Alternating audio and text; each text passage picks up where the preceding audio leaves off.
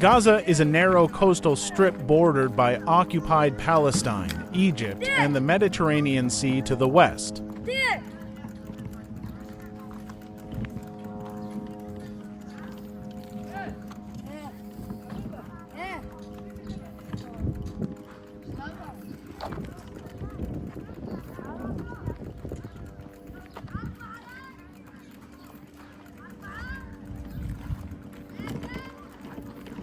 Though small in size, only about 25 miles long, Gaza holds enormous weight in the world's conscience.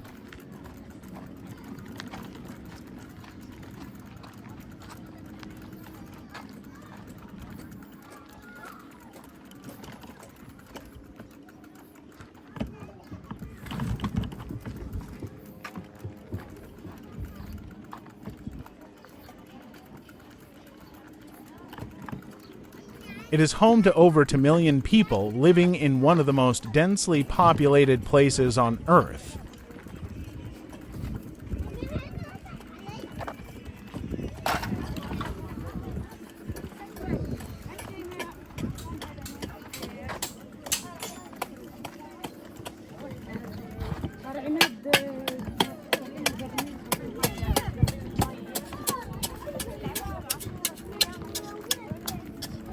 The Strip has endured years of siege, war, and isolation, leaving almost no life untouched by loss.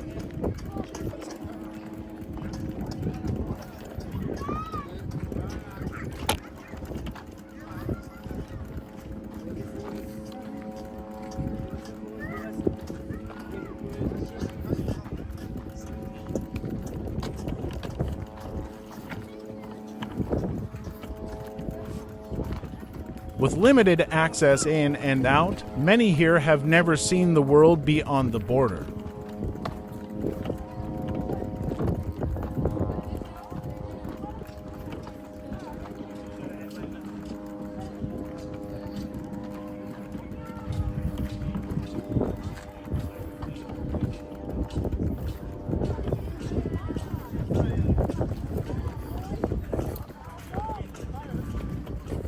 Generations are born, live, and die within this confined space, often without basic freedom or safety.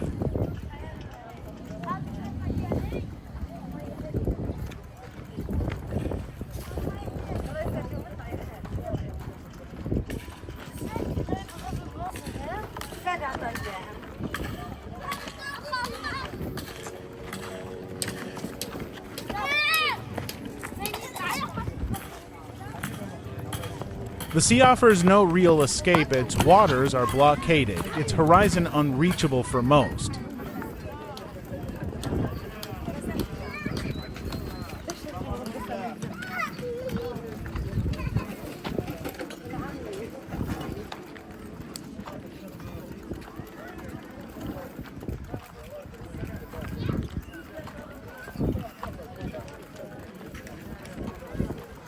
Every direction is marked by restriction, and yet within this, people continue to survive.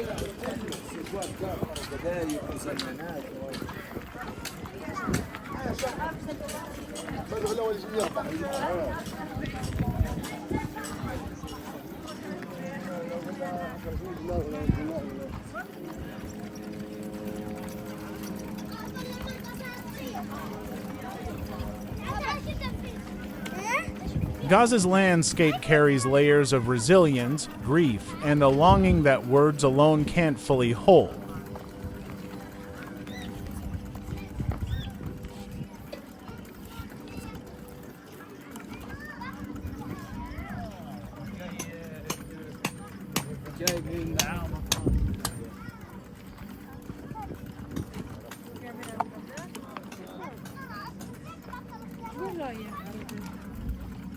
This place is more than a war zone, it's a story of people living through what no one should.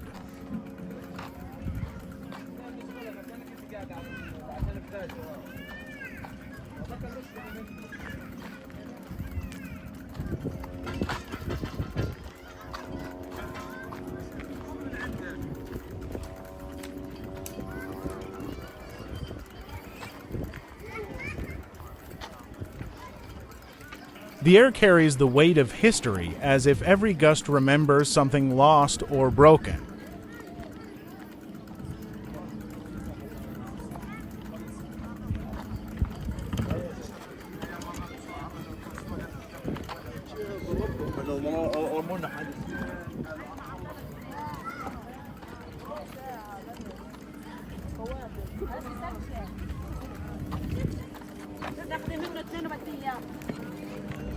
Streets are not just paths, they are the memory of generations and the burden of the present.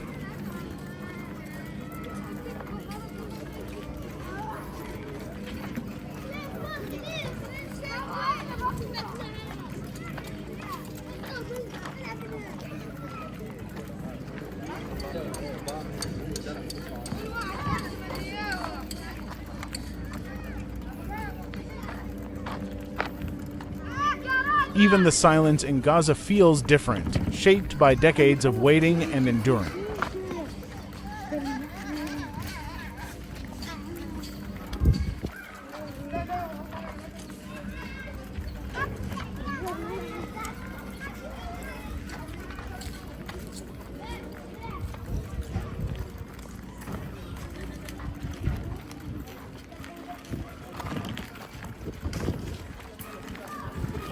There are neighborhoods with names older than most countries, echoing stories that still resist erasure.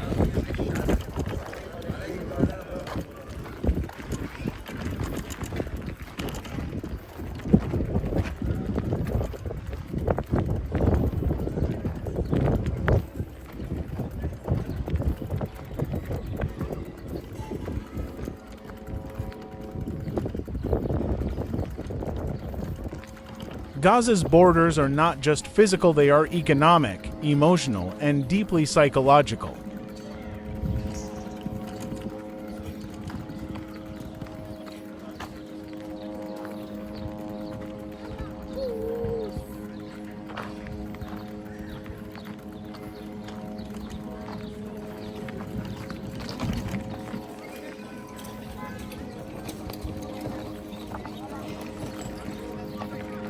Every inch of this land is shaped by limitation, yet filled with the stubbornness of hope.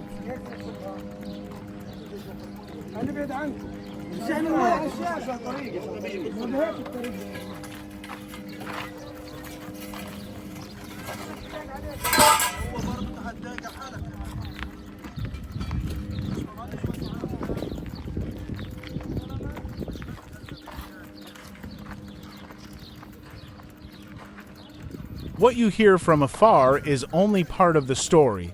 What's lived here is far deeper.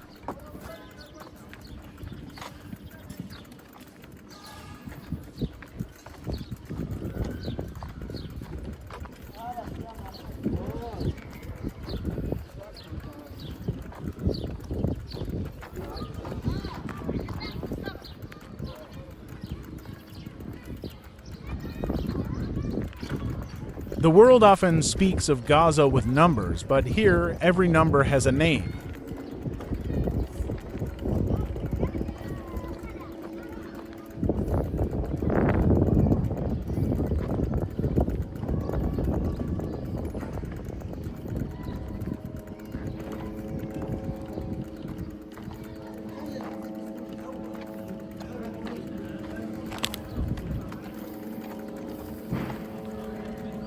This land is not just defined by conflict, it is defined by the people who endure it.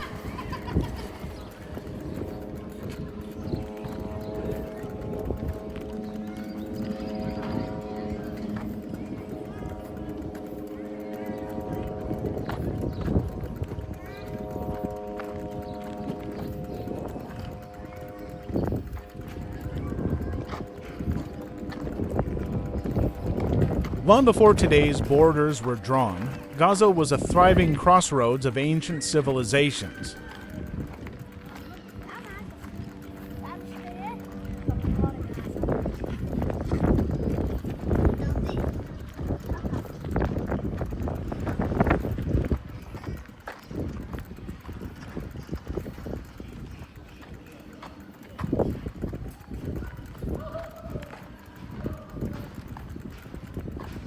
It sat on the Via Maris, the way of the sea connecting Egypt to Mesopotamia.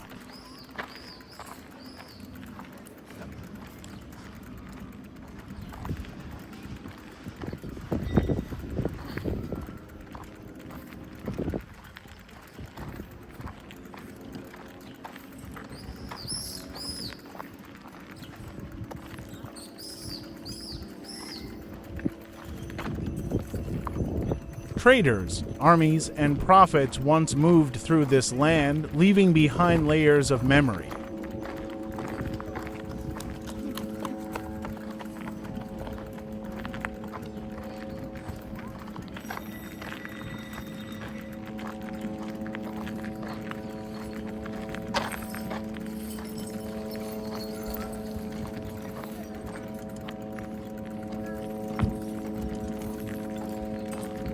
Pharaohs spoke of Gaza in hieroglyphs, and the Philistines made it one of their 5 cities.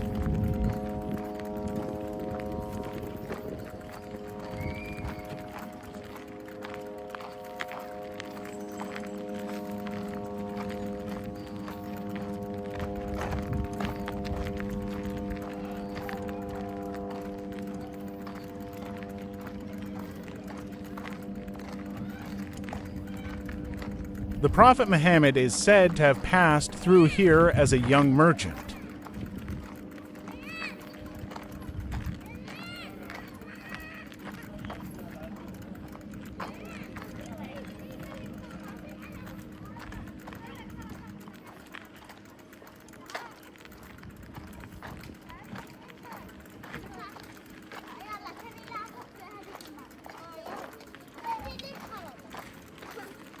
Romans built roads and fortresses in Gaza, seeing it as vital to their empire.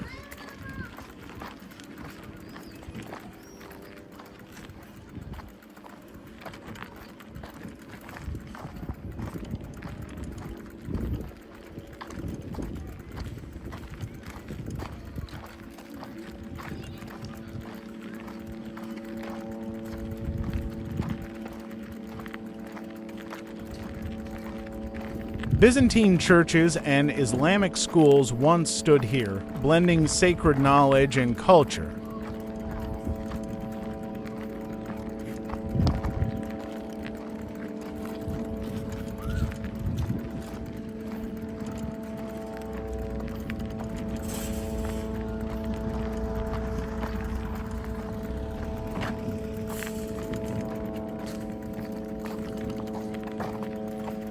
It was known for scholars, poets, and markets bustling with spices, textiles, and scrolls.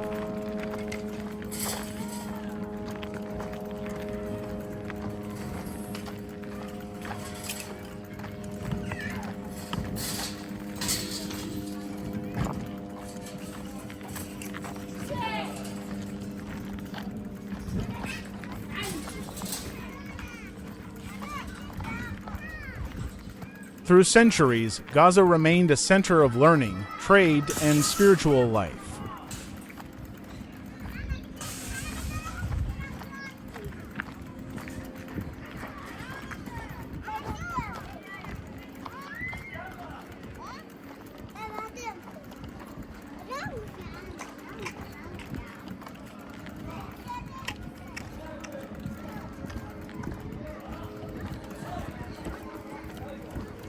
The past still lingers here, not in monuments, but in the deep pride of its people.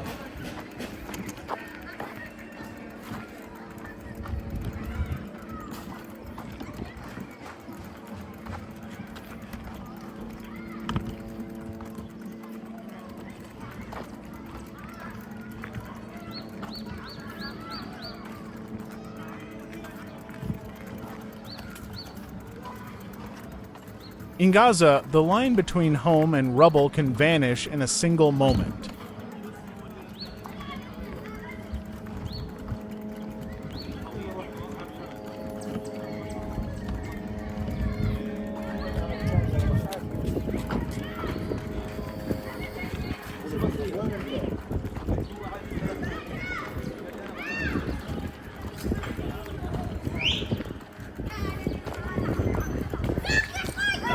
Buildings collapse not only in structure, but in the lives and memories they once held.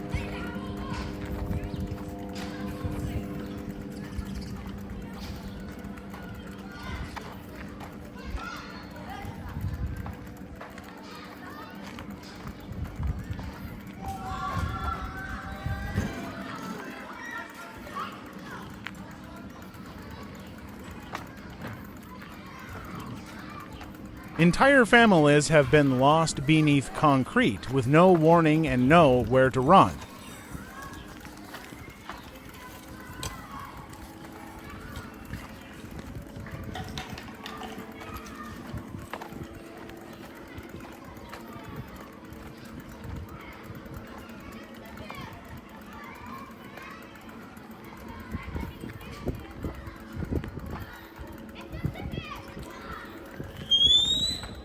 Streets once filled with laughter now echo with silence, dust, and the scent of fire.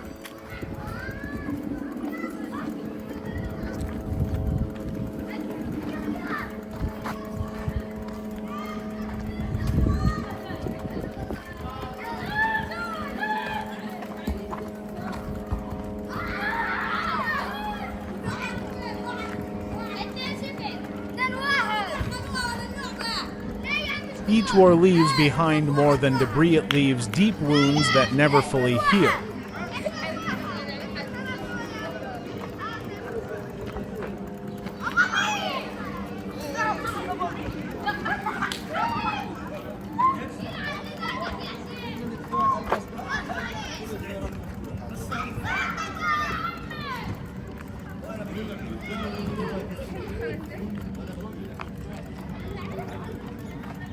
Still, amid the wreckage, people return, sweep the floors, and rebuild with bare hands.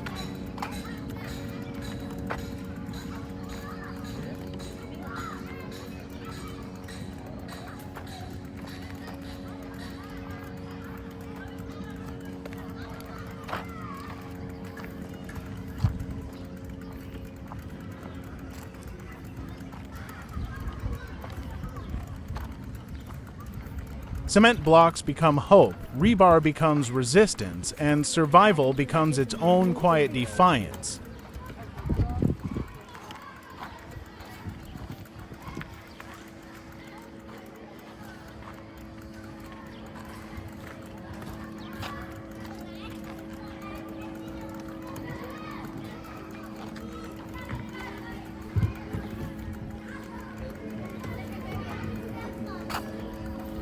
Some rebuild the same house more than once, knowing it could fall again tomorrow.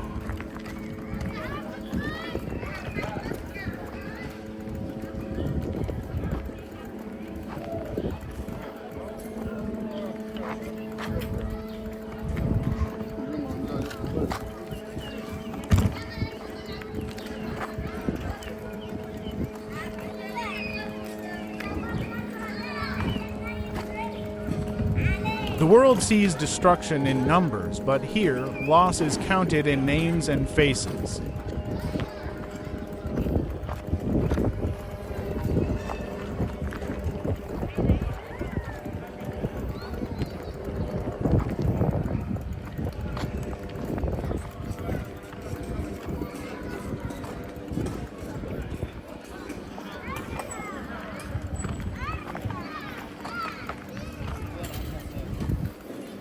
Rebuilding in Gaza is not just construction, it's a ritual of resilience against forgetting.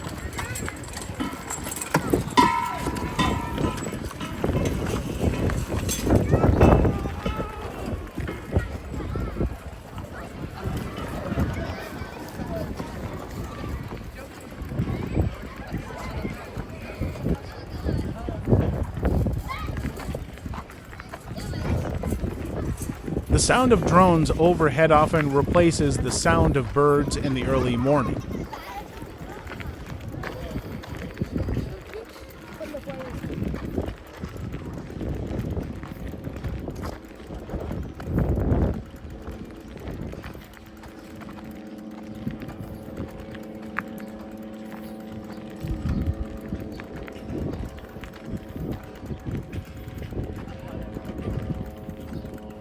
Every day, around 100 people in Gaza are killed, many of them children and women.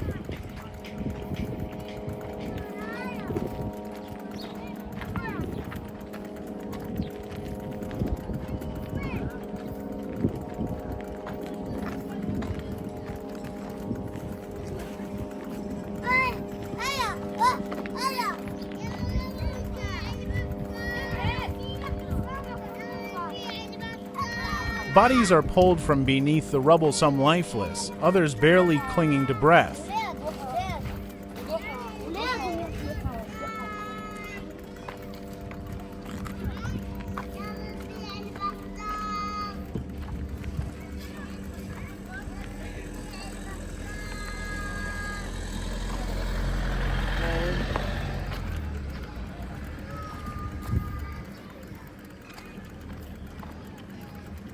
Families vanish in an instant, entire bloodlines erased by a single missile strike.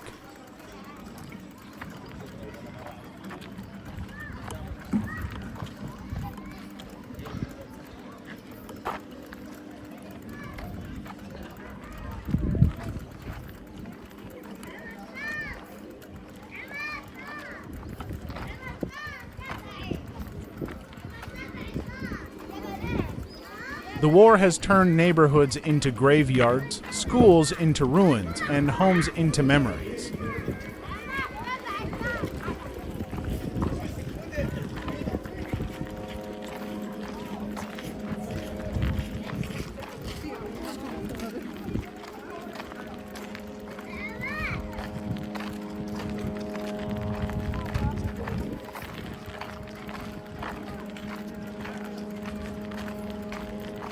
Hospitals overflow with wounded, their corridors lined with the injured and the grieving.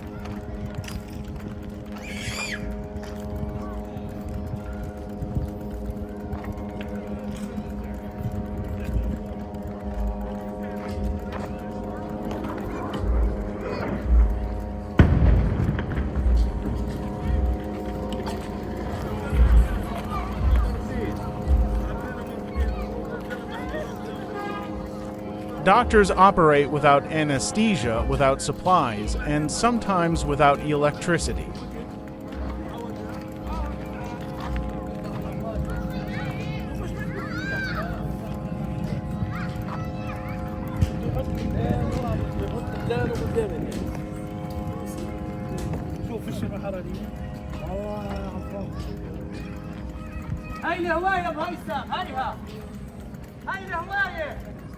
Patients die not from the wound itself, but from the absence of medicine and machines.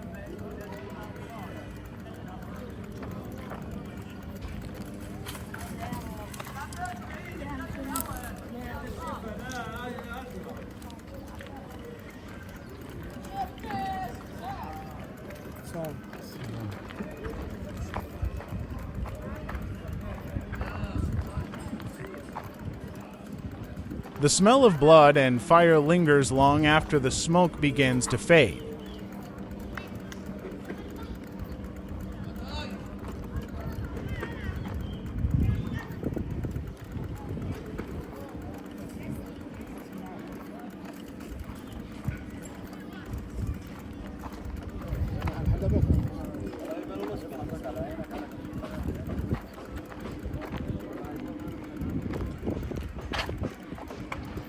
Mothers dig with their bare hands, searching for sons they might never hold again.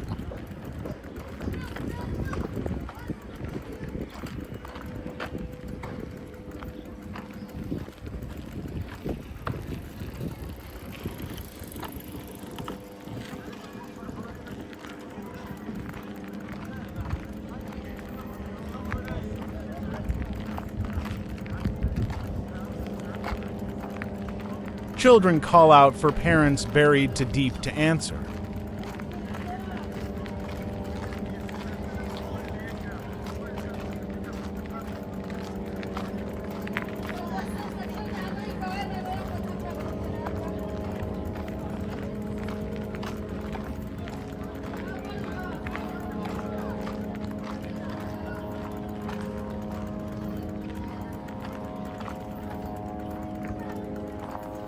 Funeral prayers are whispered daily, sometimes for bodies too damaged to recognize.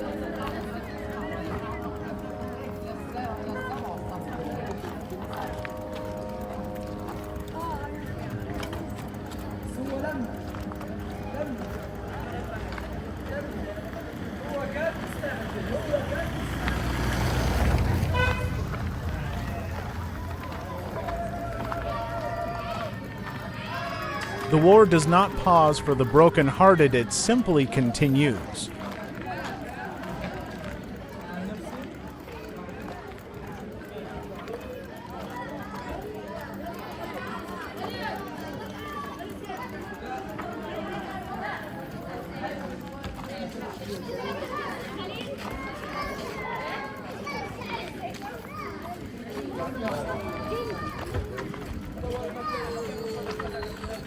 Buildings collapse like breath held too long, choking out any sense of safety.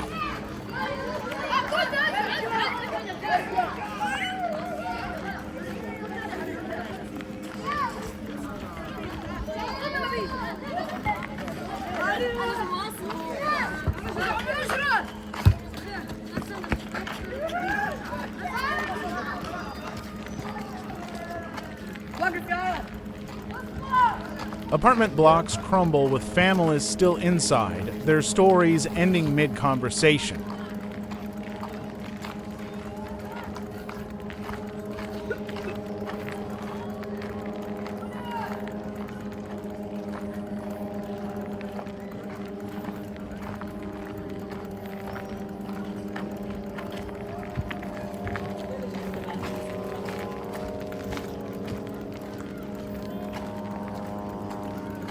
There is no safe place in Gaza, no shelter untouched, no room immune.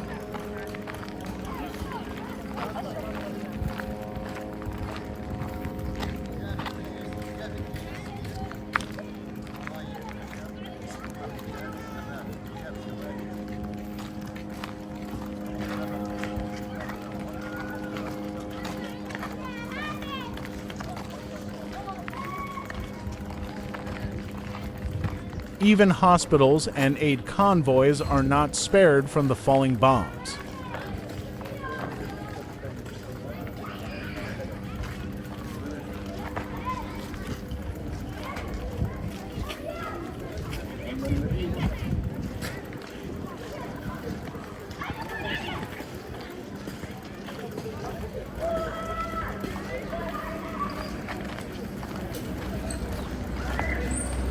The sound of explosions drowns out the cries of the living and the silence of the dead.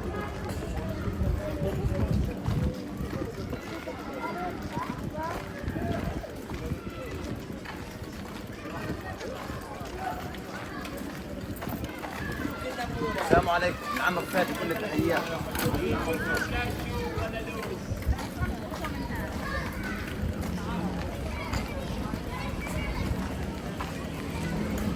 Time in Gaza is now measured by strikes, by sirens, by survival.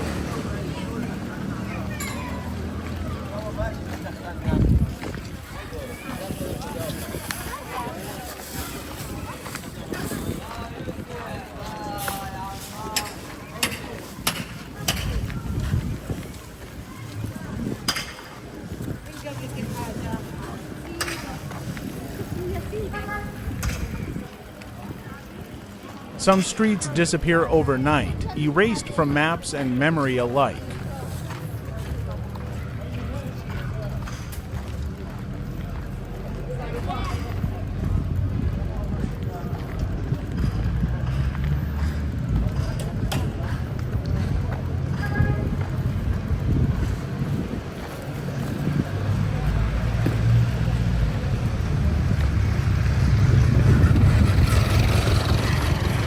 The war leaves behind not just ruins, but ghosts that stay in every corner.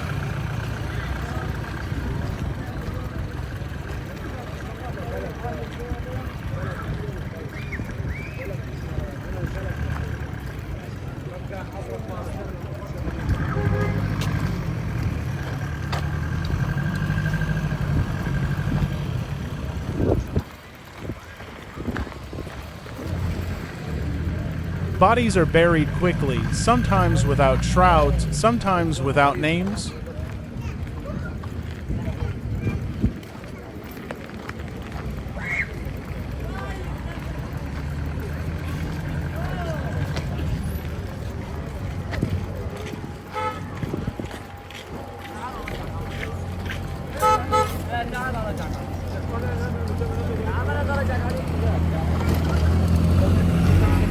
Journalists carry both cameras and trauma, documenting loss they cannot stop.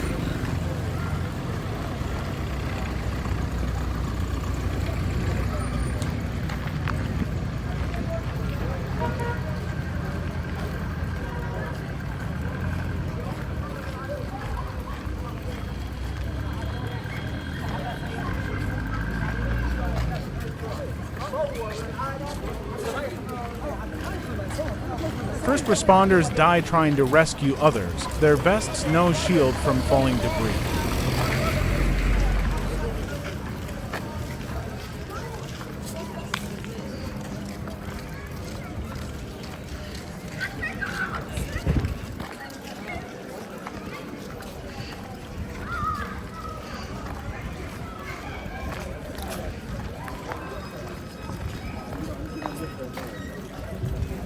Power lines are down, water tanks destroyed, and food supplies barely reach the hungry.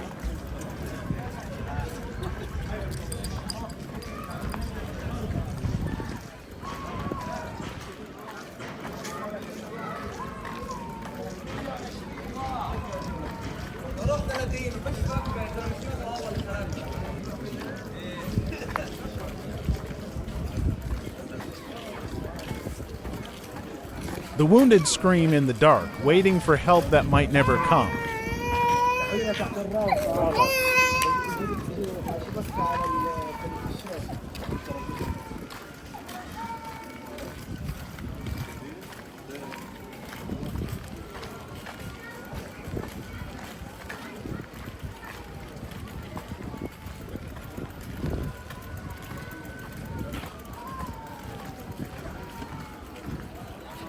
Parents make impossible choices who to carry, who to leave behind.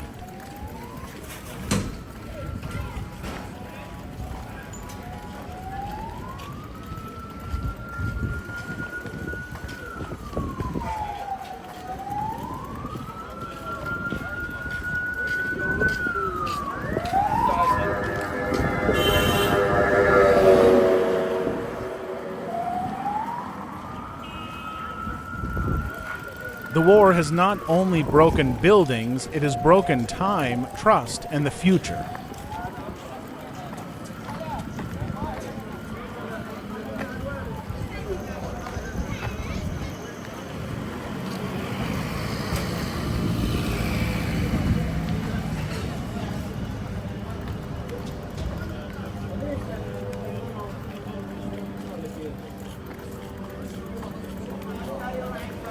Some have lost more than family, they've lost the will to speak, to eat, to dream.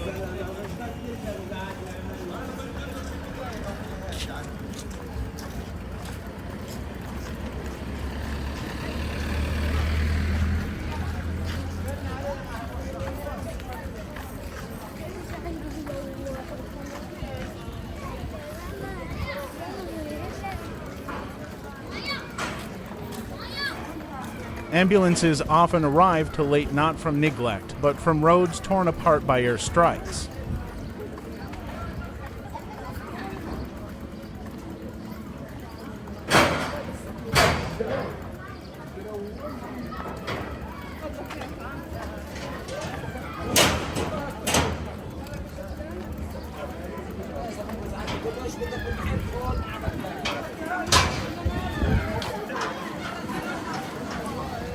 In some places, even the birds have gone silent, driven away by endless blasts.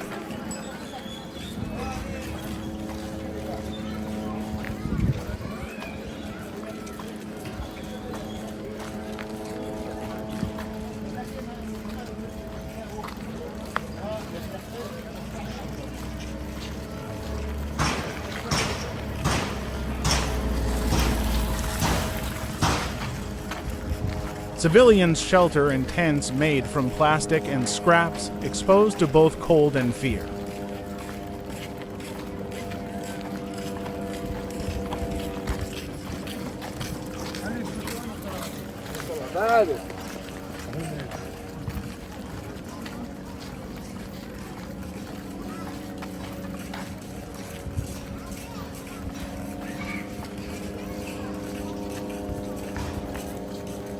Hunger spreads as markets close and aid trucks are delayed or destroyed.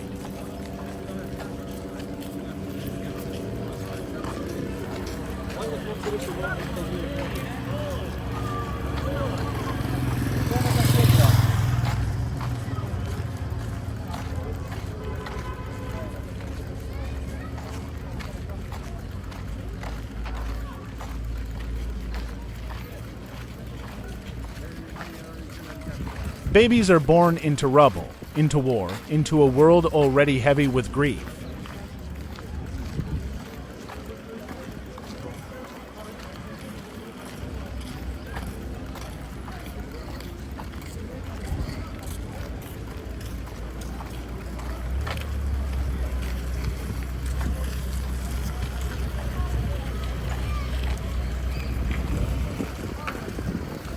Teachers mourn students who will never return, their desks still marked with innocent handwriting.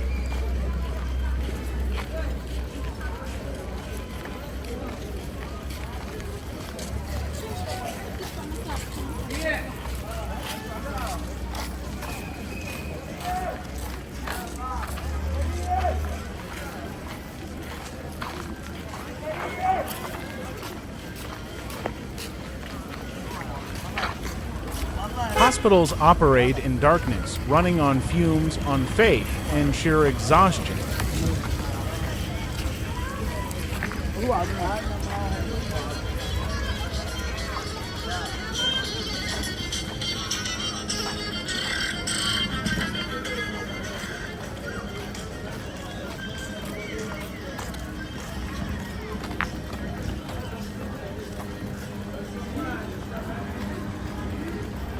Many die not on the battlefield, but in kitchens, bedrooms, and living rooms.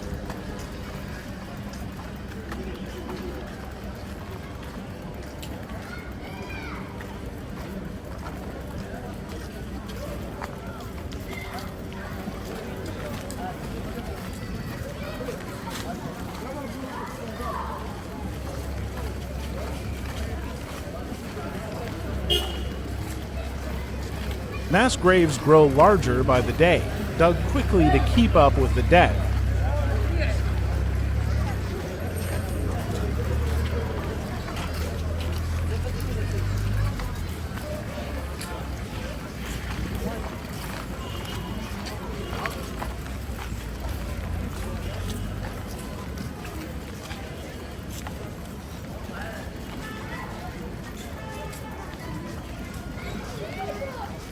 Even the survivors carry invisible wounds too deep for medicine to reach.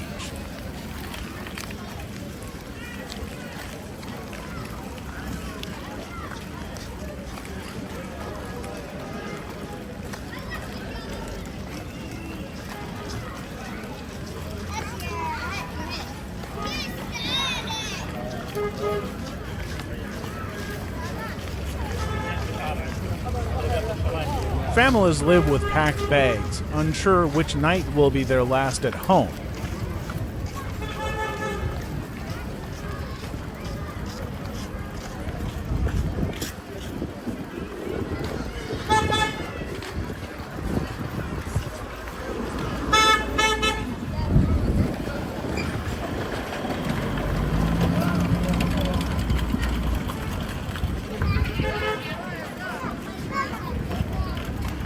Some children no longer speak not because they don't know how, but because they've seen too much.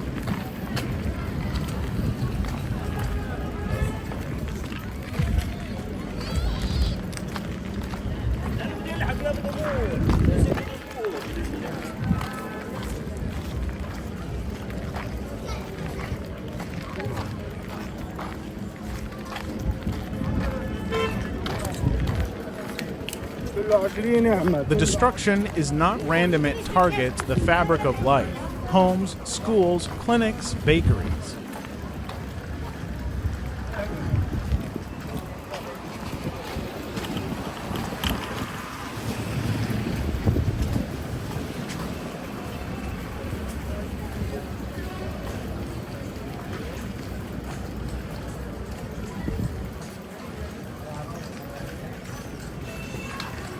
The electricity comes for a few hours a day, if at all, and never when it's needed most.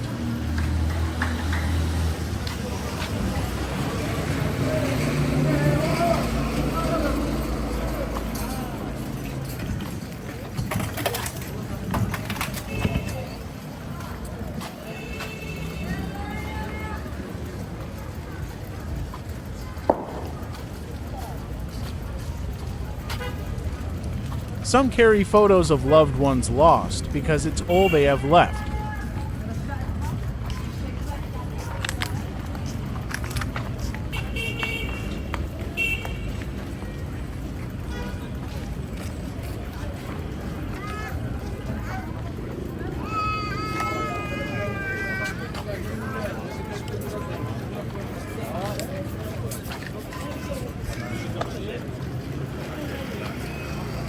Rubble is not just debris, it's filled with memories, with wedding rings, shoes, and broken toys.